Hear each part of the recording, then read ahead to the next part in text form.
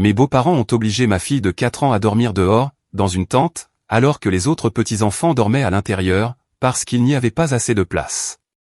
Il faisait 6 degrés cette nuit-là. Elle s'est réveillée en tremblant de manière incontrôlable, les lèvres bleues. Ma belle-mère m'avait envoyé un SMS, elle va bien, l'air frais lui fait du bien. Mon beau-père avait ajouté, arrête de la couver autant. Quand je suis arrivé, elle souffrait d'hypothermie et pouvait à peine bouger. Ma belle-sœur a ri en disant, elle a survécu, non? Je l'ai précipitée à l'hôpital, où les médecins ont dit qu'1 heure de plus aurait été fatale. Je ne les ai pas confrontés à l'hôpital. J'ai simplement montré aux médecins tous les SMS où ils admettaient l'avoir laissée dehors, par des températures glaciales, délibérément. Ce que le médecin a signalé a conduit les services sociaux à retirer à mes beaux-parents l'accès à tous leurs petits-enfants. Et quand ma belle-sœur a découvert pourquoi. Le téléphone a sonné à 2 heures du matin. J'ai tâtonné dans l'obscurité pour le trouver, mon mari Alex dormant encore à côté de moi. Le numéro de ma belle-mère, Patricia, brillait sur l'écran.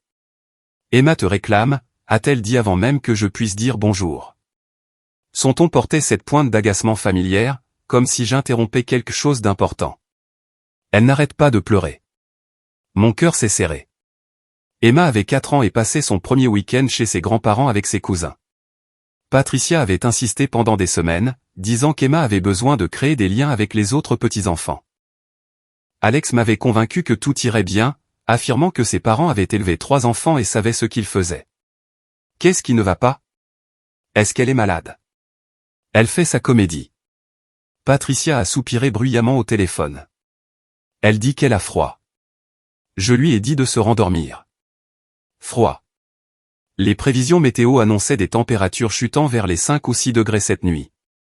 J'avais emballé les pyjamas les plus chauds d'Emma, et même une couverture supplémentaire au cas où. Puis je lui parlais.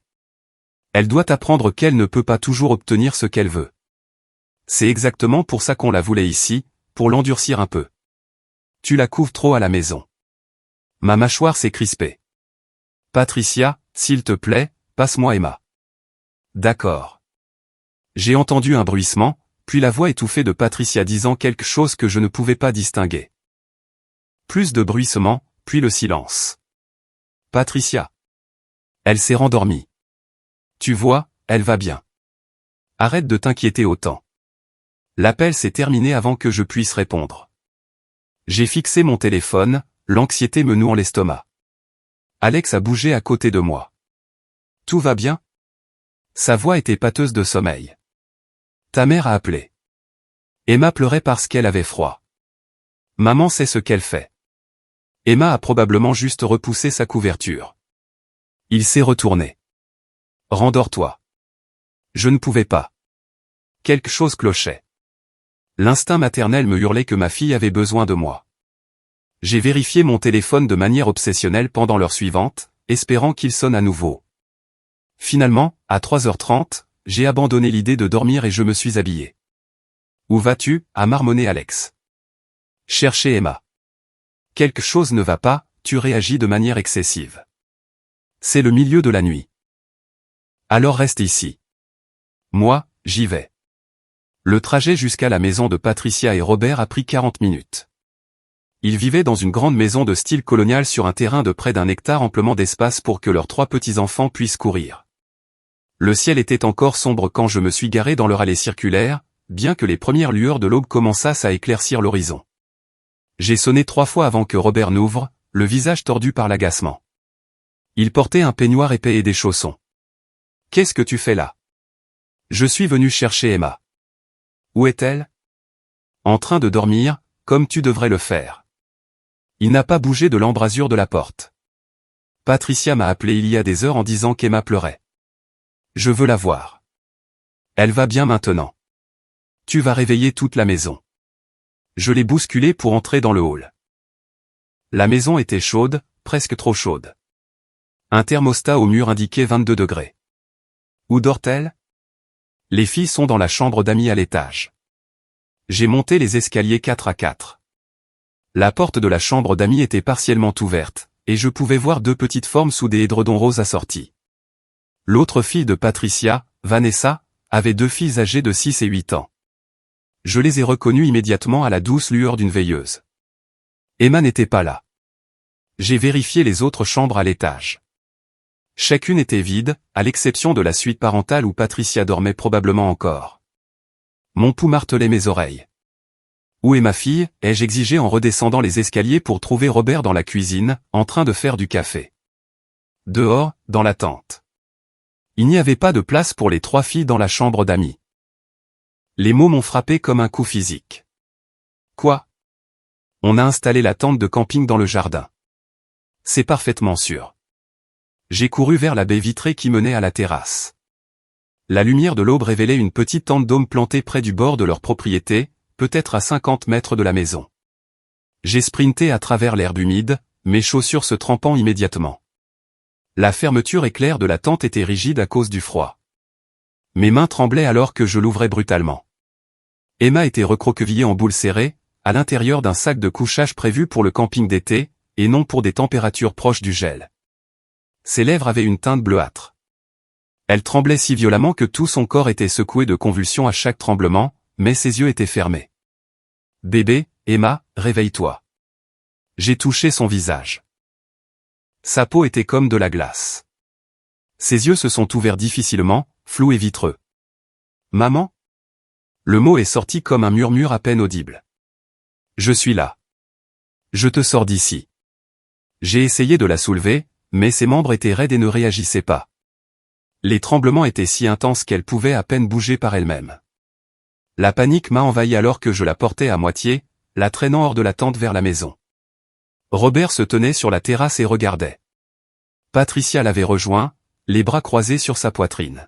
« À quoi pensiez-vous » leur ai-je crié en trébuchant sur les marches de la terrasse avec Emma dans mes bras. « Il fait 6 degrés dehors. »« L'air frais est bon pour les enfants », a dit Patricia calmement. « Tu la gardes enfermée à l'intérieur tout le temps. Elle a besoin de développer sa résilience. Elle fait une hypothermie. Ne sois pas si dramatique. Elle va bien. » Patricia s'est tournée pour rentrer à l'intérieur. Les tremblements d'Emma se sont intensifiés. Ses dents claquaient si fort que j'avais peur qu'elle ne se les brise.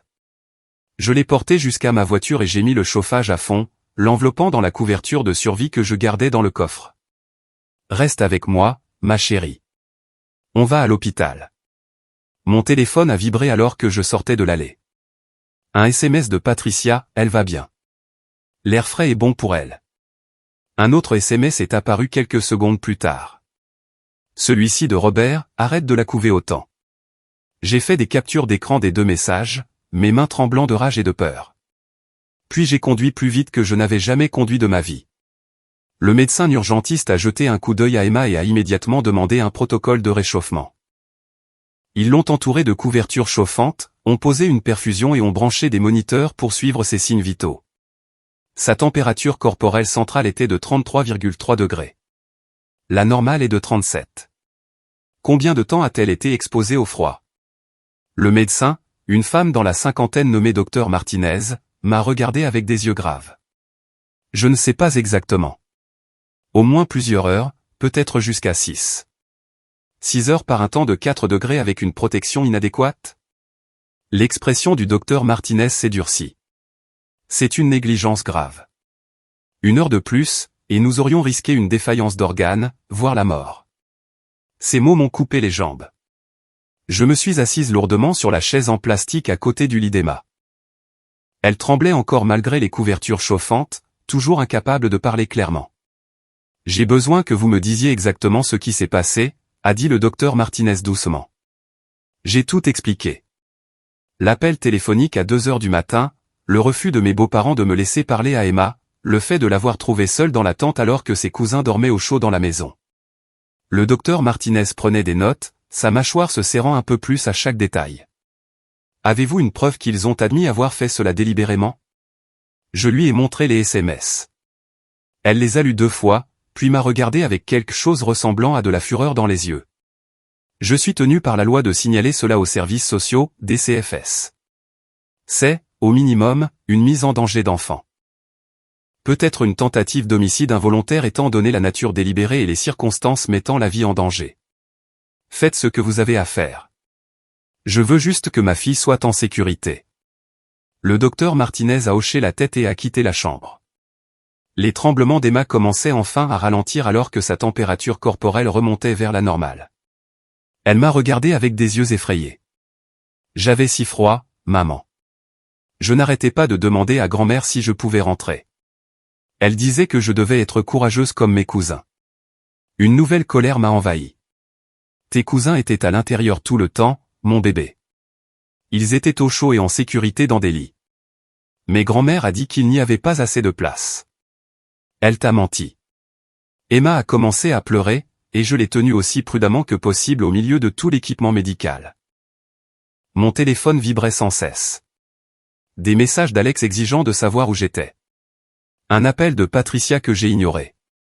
Un SMS de Vanessa, la sœur d'Alex, maman a dit que tu as pété les plombs pour rien. Typique. Je n'ai répondu à aucun d'eux. Toute mon attention est restée sur Emma pendant que l'équipe médicale travaillait pour stabiliser sa température et vérifier l'absence de dommages durables. Les heures ont passé. Les tremblements ont fini par s'arrêter complètement vers 9 heures du matin. Ses couleurs sont revenues à la normale. Le docteur Martinez est revenu l'examiner minutieusement. Elle a de la chance, a dit le médecin. Pas de dommages permanents détectables, mais elle doit rester en observation pendant au moins 24 heures. L'hypothermie peut avoir des effets retardés. Tout ce qu'il faut. Les services sociaux enverront quelqu'un pour vous interroger, vous et Emma. J'ai déjà déposé mon rapport. Alex est arrivé vers 10 heures, l'air confus et en colère. Il m'a tiré dans le couloir, à l'extérieur de la chambre d'Emma. Qu'est-ce qui se passe? Maman a appelé en pleurant, disant que tu les accuses d'avoir essayé de tuer Emma. Ils l'ont laissée dehors dans une tente par 4 degrés. Elle a failli mourir. Ce n'est pas ce qui s'est passé. Maman a dit qu'il y avait eu une confusion avec les couchages. C'est tout. Emma était dans un sac de couchage correct. Un sac de couchage d'été. Alex, regarde les SMS que ta mère m'a envoyés. Je lui ai mis mon téléphone sous le nez. Il les a lus, son expression passant de la défensive à l'incertitude. D'accord, ça a l'air mauvais, mais je suis sûr qu'il ne voulait pas dire. Ne voulait pas dire quoi? Mettre la vie de notre fille en danger? Le médecin a dit qu'1 heure de plus, et Emma aurait pu faire une défaillance d'organes. Le visage d'Alex a blêmi. Il a regardé par la fenêtre vers Emma, qui dormait maintenant, enfin au chaud et en sécurité. Je vais leur parler. Les services sociaux sont déjà impliqués. Le docteur Martinez a déposé un rapport obligatoire. Tu as dénoncé mes parents aux services sociaux? Sa voix est montée. As-tu la moindre idée de ce que ça va leur faire? As-tu la moindre idée de ce qu'ils ont fait à ta fille? Nous nous sommes regardés, et j'ai vu le moment exact où il a choisi ses parents plutôt qu'Emma. Sa mâchoire s'est crispée de cette façon obstinée que je ne connaissais que trop bien. Ils ont fait une erreur. Tu donnes à cette histoire des proportions démesurées. Bon sang, c'est ma fille aussi. Alors agis comme telle. Tant que tu ne peux pas faire passer sa sécurité en premier, je ne veux pas de toi ici. Il est parti, et je suis retourné au chevet d'Emma. Elle s'est réveillée 1 heure plus tard en demandant de l'eau et des biscuits. De petites victoires. L'enquêtrice des services sociaux est arrivée cet après-midi-là, une femme à l'air fatiguée nommée Carol Stevens, qui avait probablement vu toutes les formes de maltraitance infantile imaginables. Elle m'a interrogé en premier, prenant des notes détaillées et copiant tous les SMS de Patricia et Robert. Puis elle a parlé avec Emma, posant des questions douces sur sa nuit chez ses grands-parents. As-tu demandé à rentrer quand tu avais froid? Emma a hoché la tête. Plein de fois. Grand-mère n'arrêtait pas de dire que je devais rester dans la tente. Elle disait que je me comportais comme un bébé. Le stylo de Carole bougeait régulièrement sur son bloc-notes. Tes cousins étaient-ils dans la tente avec toi? Non, ils étaient à l'intérieur, dans la maison chaude. Je pouvais voir la lumière allumée à leur fenêtre. Après l'entretien, Carole m'a prise à part. Je vais effectuer une visite à domicile chez vos beaux-parents demain.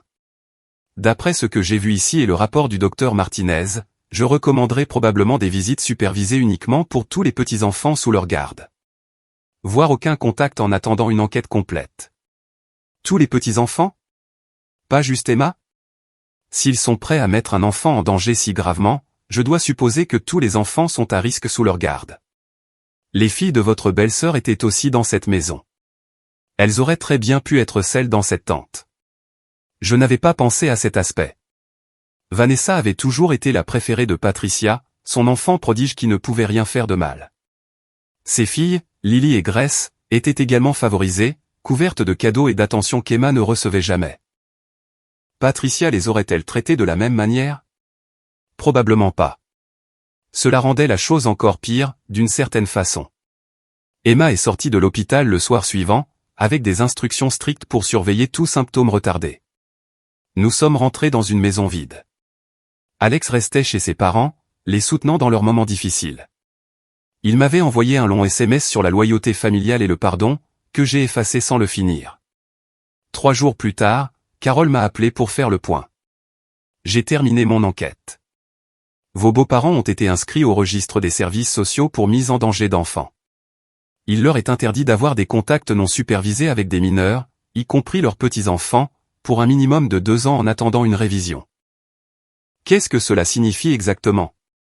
Cela signifie que toute visite doit être supervisée par un tiers non membre de la famille et approuvée par les services sociaux. Cela signifie qu'ils ne peuvent pas faire de babysitting, héberger des soirées pyjama ou avoir des moments privés avec des enfants. Cela apparaîtra aussi sur les vérifications d'antécédents. S'ils travaillent avec des enfants, quel que soit le poste, cet emploi est probablement terminé. Robert était entraîneur de football pour les jeunes. Patricia était bénévole à la bibliothèque de l'école primaire. J'ai ressenti une satisfaction sombre en sachant que ces postes étaient finis. Qu'en est-il des enfants de ma belle-sœur? J'ai rencontré Vanessa hier pour l'informer des restrictions. Elle est tenue de s'y conformer, sous peine de voir ses propres enfants placés sous la supervision des services sociaux. Je ne pouvais qu'imaginer comment cette conversation s'était déroulée. Je l'ai découvert le lendemain lorsque Vanessa s'est présentée à ma porte, le visage rouge de fureur.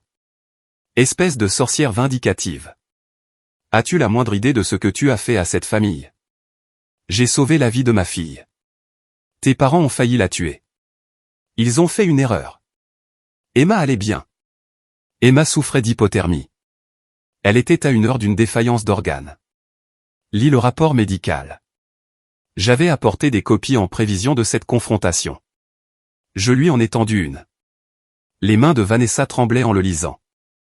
J'ai vu son visage passer par plusieurs émotions, incrédulité, choc, et enfin quelque chose qui aurait pu être de l'horreur. Ça ne peut pas être vrai. Maman a dit qu'Emma avait juste eu un peu froid. Ta mère a menti. Elle a menti à tout le monde. Lis la partie où le médecin explique que laisser un enfant de 4 ans dans un sac de couchage d'été par 4 degrés pendant 6 heures constitue une mise en danger grave d'enfant. Vanessa a continué à lire. Quand elle a fini, elle a levé les yeux vers moi, et son regard n'était plus en colère, juste vide. Ils ont fait ça exprès. Les SMS le prouvent. Oui. Lily et Grace étaient dans cette maison. Elles auraient pu. Elle n'a pas pu finir sa phrase. Carole des services sociaux a pensé la même chose. C'est pourquoi la restriction s'applique à tous les petits-enfants, pas seulement à Emma. Vanessa s'est assise sur les marches de mon Porsche sans y être invitée, serrant toujours le rapport médical. Je ne peux plus les laisser voir mes filles sans surveillance maintenant. Même si les restrictions sont levées un jour, je ne leur ferai plus jamais confiance. Moi non plus. Alex pense que tu détruis la famille pour un accident. Alex est libre d'avoir son opinion. Il est aussi libre de continuer à rester chez ses parents s'il y tient tant que ça. Tu divorcerais vraiment de lui pour ça? Je divorcerais en un clin d'œil s'il choisissait eux plutôt que la sécurité d'Emma. Vanessa est partie sans un mot de plus. Je l'ai regardé s'éloigner en voiture et je n'ai ressenti aucune culpabilité. Les retombées ont été immédiates et sévères. Patricia et Robert ont perdu leur poste d'entraîneur et de bénévole en 1 semaine. Les vérifications d'antécédents ont signalé leur présence sur le registre des services sociaux, et les 2 organisations avaient une politique de tolérance zéro pour quiconque avait des signalements de mise en danger d'enfants. Robert a essayé de se battre, affirmant qu'il était victime de discrimination, mais les avocats de la Ligue de football ont rapidement mis fin à cela. Aucune organisation ne veut prendre la responsabilité d'employer quelqu'un qui a failli tuer son propre petit enfant. Leur cercle social a implosé ensuite. D'autres parents de la Ligue ont entendu parler des raisons pour lesquelles Robert avait été renvoyé. Les amis de Patricia à la bibliothèque ont découvert son statut sur le registre. L'histoire s'est répandue dans leur communauté comme une traînée de poudre, déformée et exagérée à chaque récit, mais la vérité centrale restait la même, ils avaient laissé une enfant de 4 ans dehors par des températures proches du gel et avaient failli la tuer. Alex a demandé le divorce 2 mois plus tard, invoquant des différends irréconciliables. Il voulait la garde partagée. Je voulais la garde complète avec des visites supervisées.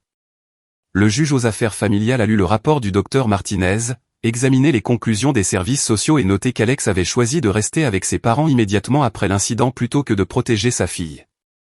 Mon avocate, une femme vive nommée Catherine Mills, m'avait conseillé de tout documenter. Chaque SMS d'Alex défendant ses parents. Chaque message vocal de Patricia prétendant avoir été mal comprise. Chaque interaction où Robert insistait sur le fait qu'il n'avait rien fait de mal.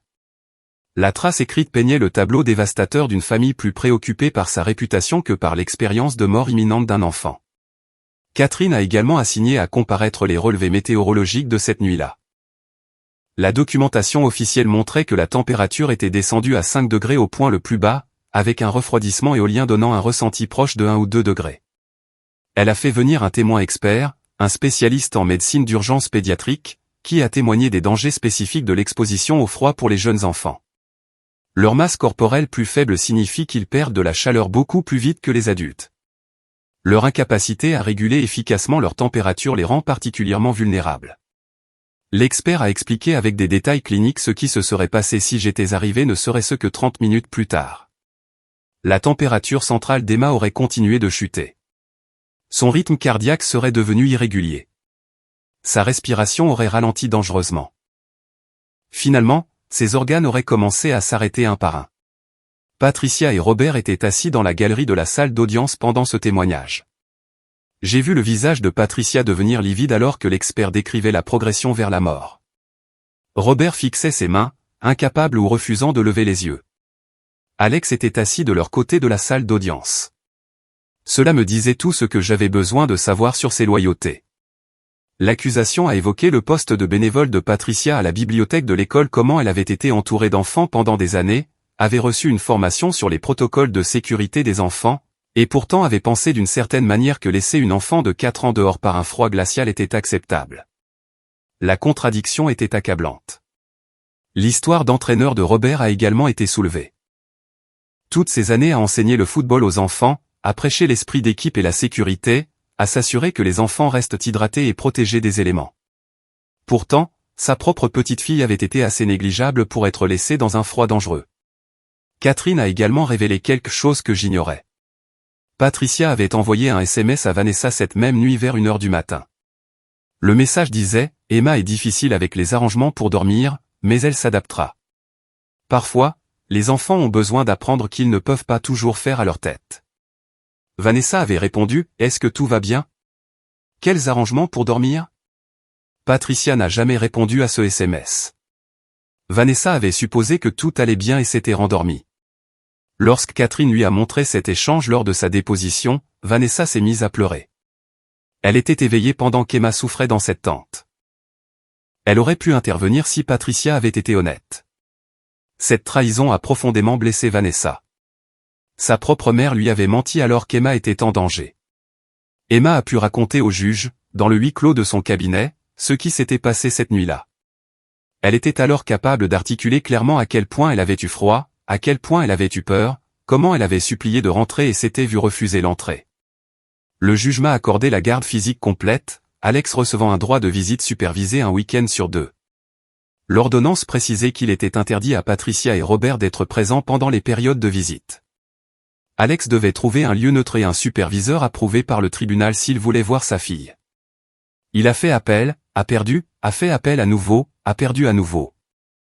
Chaque comparution lui a coûté des milliers de dollars en frais juridiques et a abouti au même résultat, visite supervisée uniquement, aucun contact avec ses parents présents. Vanessa a cessé de parler à Patricia et Robert complètement. Elle avait montré le rapport médical à son mari, James, et ils avaient pris ensemble la décision que Lily et Grace n'auraient aucun contact avec leurs grands-parents, même après la levée des restrictions des services sociaux. James était apparemment allé chez Robert et avait eu ce que Vanessa a décrit comme une conversation très bruyante sur ce qui se serait passé si cela avait été l'une de ses filles dans cette tente. La famille s'est essentiellement scindée en deux. La sœur de Patricia s'est rangée de mon côté après que je lui ai montré les SMS et les dossiers médicaux. 2 des cousins d'Alex m'ont contacté discrètement pour dire qu'ils soutenaient ma décision et qu'ils n'assisteraient à aucune réunion de famille où Patricia et Robert seraient présents. Le dîner annuel de Thanksgiving de la famille a été annulé indéfiniment. Patricia a essayé de reprendre contact plusieurs fois. Des lettres, surtout, puisque j'avais bloqué son numéro. Chacune suivait le même schéma, des excuses timides suivies de justifications de plus en plus désespérées. Nous ne savions pas qu'il ferait si froid. Nous pensions que le sac de couchage était prévu pour un temps plus froid. Emma exagère toujours quand elle est mal à l'aise. Les lettres sont devenues plus déséquilibrées avec le temps. Patricia a commencé à prétendre que j'avais lavé le cerveau d'Emma contre elle. Elle insistait sur le fait que les dossiers médicaux avaient été falsifiés ou exagérés. Elle écrivait à quel point elle aimait être grand-mère, comment je volais cette joie de sa vie. Une lettre est arrivée avec des fleurs séchées glissées à l'intérieur, une tentative bizarre de sentimentalité qui ne faisait que renforcer à quel point elle était déconnectée de la réalité. J'ai montré chaque lettre à la thérapeute d'Emma, le docteur Sarah Chen, spécialisée dans les traumatismes infantiles. Le docteur Chen a noté l'absence totale de véritable responsabilité. Patricia n'a jamais écrit une seule fois « Je suis désolée d'avoir mis la vie de ta fille en danger ». Elle n'a jamais reconnu que ses décisions avaient failli tuer une enfant. Au lieu de cela, chaque lettre se concentrait sur la propre souffrance de Patricia, sa propre perte, sa propre réputation ternie. C'est une déflexion narcissique, a expliqué le docteur Chen lors de l'une de nos séances de consultation parentale. Elle s'est recadrée en tant que victime. Dans son esprit, elle est persécutée pour une simple erreur plutôt que de faire face aux conséquences d'une mise en danger délibérée d'enfant. Les lettres révélaient également les tentatives de Patricia de manipuler d'autres membres de la famille. Elle envoyait des lettres similaires aux cousins d'Alex, à sa sœur, à quiconque pourrait prendre son parti. La plupart ont vu clair dans son jeu, surtout après que j'ai partagé les dossiers médicaux réels et les SMS. Quelques parents éloignés ont cru sa version des événements, mais ils n'avaient jamais été proches d'Emma de toute façon. Leurs opinions n'avaient pas d'importance. Une lettre particulièrement dérangeante est arrivée environ 8 mois après l'incident. Patricia avait apparemment fait des recherches sur les cas d'hypothermie. Elle citait plusieurs reportages sur des enfants ayant survécu à un froid extrême, essayant de prouver qu'Emma n'avait pas été en réel danger. Elle avait surligné des passages sur des enfants tombés à travers la glace et ayant survécu, sur des enfants perdus dans des tempêtes de neige retrouvés vivants. Les comparaisons étaient absurdes et offensantes. Ces enfants n'avaient pas été délibérément mis en danger par des personnes censées les protéger. C'étaient des accidents et des catastrophes naturelles, pas des décisions calculées de laisser une enfant de 4 ans dehors parce qu'il n'y avait pas assez de place, dans une maison de 5 chambres. J'ai gardé chaque lettre pour les dossiers thérapeutiques d'Emma. Sa pédopsychologue a dit qu'elle démontrait une absence totale de responsabilité et de remords. Robert a adopté une approche différente. Il a engagé un avocat et a essayé de me poursuivre pour faire valoir ses droits de grands-parents. Son avocat a soutenu que j'empêchais Emma de voir ses grands-parents paternels sans juste cause. L'affaire a été rejetée presque immédiatement. Le juge a à peine levé les yeux du rapport des services sociaux avant de rejeter la requête. Vous avez failli tuer cet enfant par négligence et exposition délibérée à des conditions dangereuses, a dit le juge. Vous n'avez aucun droit ici. Affaire classée. Les factures d'avocat de Robert pour ce procès raté lui ont apparemment coûté plus de 15,000 $. Alex a laissé échapper ça lors d'une de ses visites supervisées avec Emma. Il était amer à ce sujet. Il pensait que j'aurais dû avertir ses parents de ne pas gaspiller leur argent dans une affaire perdue d'avance. Je n'ai ressenti que de la satisfaction. Emma s'est épanouie sans eux dans sa vie. Son anxiété a considérablement diminué une fois qu'elle a compris qu'elle n'aurait jamais à retourner chez eux. Ses cauchemars où elle était seule et avait froid ont cessé après environ 6 mois de thérapie. Elle s'est fait des amis à l'école, a rejoint un cours de danse, a recommencé à sourire. Patricia a envoyé une carte d'anniversaire pour le 6e anniversaire d'Emma. J'ai d'abord hurlé plus aucun contact direct n'était autorisé. La carte contenait un billet de 20 $ et un mot, « Grand-mère t'aime et tu lui manques ». J'espère que ta mère te laissera m'appeler un jour. J'ai jeté la carte et déposé les 20 $ sur le compte épargne études d'Emma. La 2e année des restrictions des services sociaux est passée. Patricia et Robert pouvaient demander une révision et potentiellement faire modifier leur statut sur le registre, mais cela nécessitait de suivre des cours de parentalité et de démontrer des remords ainsi qu'un changement de comportement. Ils ont refusé de suivre les cours, insistant sur le fait qu'ils n'avaient rien fait de mal. À ce rythme, le signalement au registre resterait indéfiniment. Vanessa a eu un troisième bébé, un fils nommé Thomas. Patricia l'a appris par quelqu'un d'autre de la famille, car Vanessa ne lui avait pas parlé de la grossesse. La douleur et le sentiment de trahison ressenti par Patricia à cause de cette exclusion étaient apparemment immenses. Elle avait laissé plusieurs messages vocaux sur le téléphone de Vanessa, demandant pourquoi elle n'avait pas le droit de rencontrer son nouveau petit-fils. La réponse de Vanessa, dont je n'ai entendu parler que de seconde main, était simple: « Tu as failli tuer ma nièce. Tu ne seras jamais seul avec aucun de mes enfants. » Les visites supervisées d'Alex avec Emma sont devenues de plus en plus sporadiques. Le superviseur désigné par le tribunal coûtait $150 par séance. Alex devait réserver et payer un lieu neutre. Emma était souvent réticente à y aller, me demandant pourquoi papa choisissait grand-mère et grand-père plutôt qu'elle. Je n'ai jamais eu de bonne réponse à cette question. Pour le 7e anniversaire d'Emma, les visites d'Alex étaient tombées à une fois par mois, voire moins. Il avait commencé à fréquenter quelqu'un de nouveau, une femme nommée Taylor qui ne connaissait pas son histoire familiale. Je me demandais s'il lui avait parlé d'Emma, de ce qui s'était passé, de la raison pour laquelle il n'avait droit qu'à des visites supervisées avec sa propre fille. Probablement pas. Cela aurait nécessité d'admettre ce que ses parents avaient fait et son propre échec à protéger Emma par la suite. La dernière retombée est survenue lorsque Robert a essayé de faire du bénévolat dans une autre organisation de jeunesse, pensant que suffisamment de temps s'était écoulé pour que personne ne s'en souvienne ou ne s'en soucie. La vérification des antécédents l'a immédiatement signalé.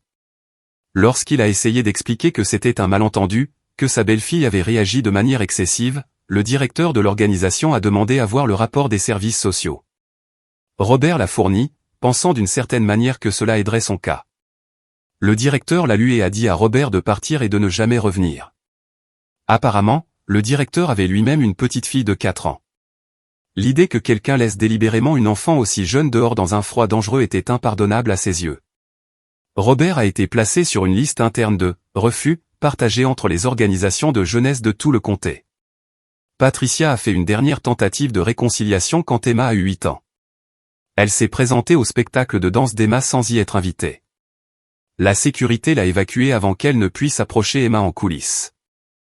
Elle pleurait, suppliant de voir sa petite fille juste quelques minutes. Je me tenais près de la porte de la scène quand j'ai entendu l'agitation. Patricia avait réussi à passer le hall d'entrée, prétendant qu'elle était la grand-mère d'Emma venue voir le spectacle. La politique de l'école de danse exigeait que tous les spectateurs aient des billets, ce que Patricia n'avait pas car je ne l'avais délibérément pas informée du spectacle. Elle l'avait appris par quelqu'un d'autre, probablement l'un de ses parents éloignés qui croyait encore à son histoire de victime. Les images de sécurité de ce jour-là, que l'école de danse a fournies pour appuyer ma demande d'ordonnance restrictive, montrait Patricia devenant de plus en plus agitée lorsque le personnel essayait de l'escorter dehors. Elle avait élevé la voix, insistant sur le fait qu'elle avait le droit de voir sa petite fille. D'autres parents avaient éloigné leurs enfants de la scène, leurs instincts protecteurs se déclenchant à la vue d'une femme instable causant du désordre. Emma était dans la loge en train de se préparer pour sa performance quand c'est arrivé. Dieu merci, elle n'en a pas été témoin directement, mais d'autres filles de son cours de danse l'ont vue, et le mot s'est vite répandu. Emma est rentrée à la maison en demandant pourquoi grand-mère Patricia avait essayé de s'incruster à son spectacle. Parce qu'elle ne respecte pas les limites, lui ai-je dit honnêtement. Parce qu'elle pense que ses désirs sont plus importants que ta sécurité et ton confort. Emma a assimilé cela avec une sagesse pragmatique dont les enfants font parfois preuve. Elle est toujours fâchée d'avoir eu des ennuis. Oui, elle l'est. Bien. Elle devrait avoir des ennuis pour toujours pour ce qu'elle a fait. L'école de danse l'a bannie de la propriété. J'ai demandé une ordonnance restrictive le lendemain. Le juge l'a accordée sans hésitation, citant les conclusions des services sociaux et le refus continu de Patricia de respecter les limites. Il était désormais légalement interdit à Patricia d'approcher à moins de 150 mètres d'Emma ou de tout lieu où Emma était connue pour se trouver régulièrement. Cela a semblé briser quelque chose en elle pour de bon. Alex m'a dit lors de sa visite supervisée suivante que sa mère ne sortait plus beaucoup de la maison. Elle avait pris beaucoup de poids, cessé de soigner son apparence et passait la majeure partie de son temps à regarder la télévision. Robert était devenu amer et renfermé, me blâmant d'avoir ruiné leur réputation et détruit leur relation avec leurs petits-enfants. Je ne ressentais aucune sympathie. Emma m'a demandé une fois si elle reverrait un jour ses grands-parents. Elle avait 9 ans à ce moment-là, assez grande pour comprendre davantage ce qui s'était passé. Est-ce que tu en as envie, ai-je demandé prudemment. Elle y a réfléchi un long moment. Je ne pense pas. Je me souviens d'avoir eu si froid et si peur. Je me souviens d'avoir demandé à grand-mère de me laisser entrer et qu'elle a dit non. C'est ce dont je me souviens le plus. Alors tu n'as pas à les voir. Jamais, si tu ne le veux pas, et papa. Il est triste que je ne veuille pas trop lui rendre visite. Papa a fait des choix après cette nuit-là. Il a choisi de croire ses parents au lieu de te protéger. Ce sont des problèmes d'adultes que tu n'as pas à régler. Emma a hoché la tête, semblant comprendre plus qu'une enfant de 9 ans ne devrait avoir à le faire. L'ordonnance restrictive a été renouvelée 2 fois. Patricia n'a jamais assisté aux audiences, n'a jamais essayé de contester. Elle avait abandonné, acceptant apparemment qu'elle avait perdu l'accès à Emma de façon permanente. J'ai entendu par les rumeurs familiales que le mariage de Patricia et Robert était tendu au point de rupture. Blâme et ressentiment constant. Robert buvait plus. Patricia quittait à peine sa chambre. Leur maison, autrefois méticuleusement entretenue, tombait en décrépitude. Linda, la tante d'Alex et sœur de Patricia qui s'était rangée de mon côté dès le début, me donnait occasionnellement des nouvelles de leur dégradation. Pas par méchanceté, mais parce qu'elle pensait que je devais savoir ce qui se passait. Linda avait essayé d'amener Patricia à suivre une thérapie, avait offert de payer pour une thérapie de couple, avait fait tout ce qu'elle pouvait pour aider sa sœur à prendre ses responsabilités et à aller de l'avant. Patricia refusait tout. Elle ne pouvait pas accepter qu'elle avait failli tuer sa petite fille. Accepter cette vérité signifierait accepter qu'elle était fondamentalement une personne différente de celle qu'elle croyait être.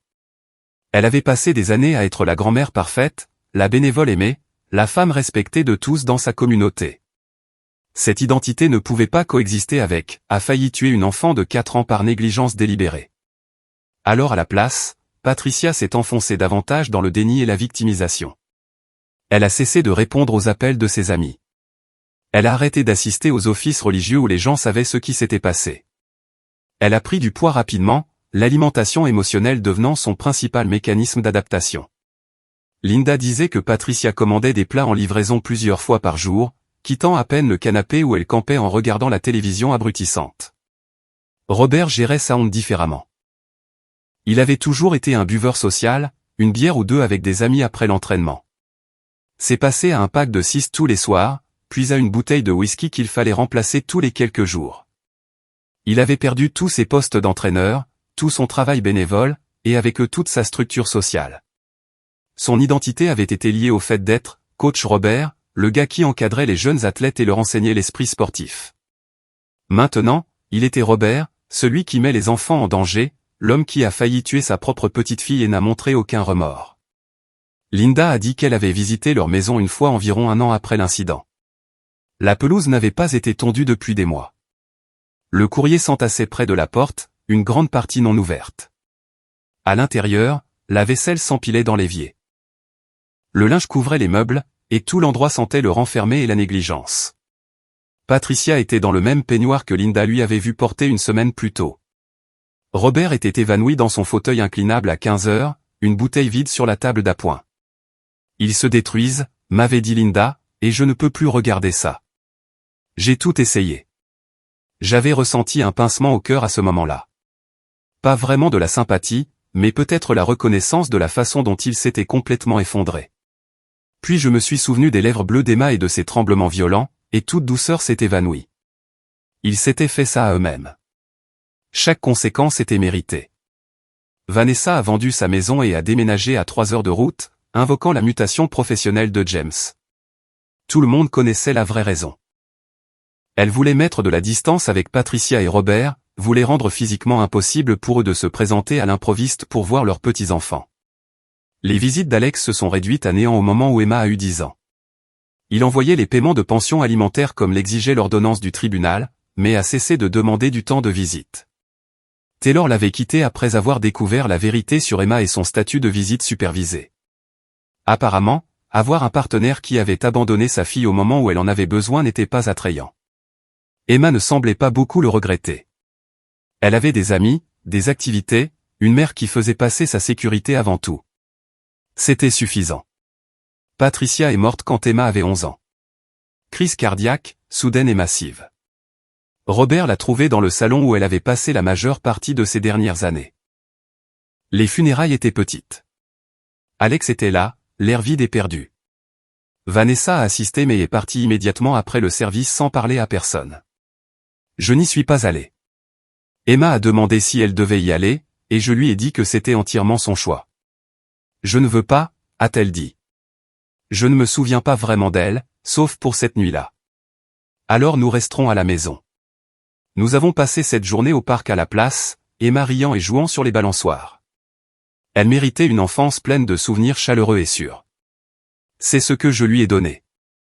Robert a tenu encore 2 ans avant de mourir de ce que les médecins ont appelé des complications liées à l'alcoolisme, mais ce que tout le monde savait être en réalité un homme brisé qui abandonnait. Alex a hérité de la maison.